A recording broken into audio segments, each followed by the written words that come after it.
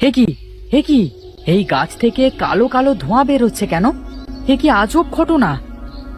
কি রে, তুই আমার থাকার জায়গাটা এভাবে কেটে ফেললি কেন? ওরে বাবা রে, এ যে দেখি কালো দৈত্য! বাঁচাও, আমাকে বাঁচাও! কে কোথায় আছো, বাঁচাও! কে বাঁচাবে তোকে? হ্যাঁ, আমার থাকবার জায়গাটা তুই এভাবে কেটে ফেলেছিস, আর আমি কি তোকে ছেড়ে দেব নাকি? আমি জানতাম না এটা তোমার থাকবার জায়গা। আমি ইচ্ছে করে করিনি, আমাকে ক্ষমা করে দাও।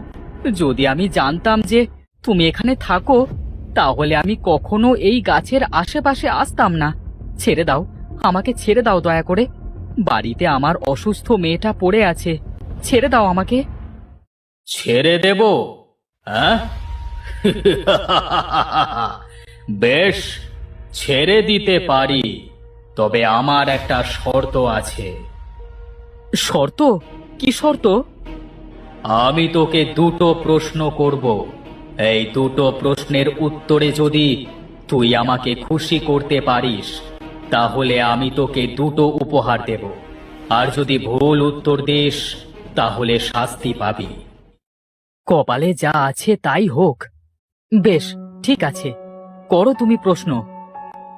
বেশ, তাহলে আমার প্রথম প্রশ্ন হচ্ছে, এমন কি আছে যা শহরের মধ্য দিয়ে যায়, পাহাড়ের মধ্য দিয়ে যায়, জঙ্গলের মধ্য দিয়েও যায়, কিন্তু নড়তে পারে না?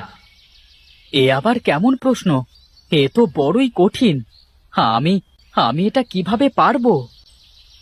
যদি না পারো, তবে শাস্তি আছে। আমি একটু ভেবে বলবো। কি হলো, পারবে না? না দৈত্য, মাথায় আসছে না। তাহলে শাস্তির জন্য প্রস্তুত হও। এই প্রশ্নের উত্তর হলো রাস্তা। রাস্তা সব কিছুর মধ্য দিয়েই যায়, কিন্তু সে একা একা নড়াচড়া করতে পারে না। তোমার প্রথম শাস্তি হলো, যে রাস্তা দিয়ে এসেছো সেই রাস্তায় 10 পা হেঁটে যাও। 10 পা হেঁটে যাওয়ার পর তুমি দেখবে একটি কালো বাছুর সেখানেই অপেক্ষা করছে। তাকে নিয়ে এসো। আচ্ছা, বেশ।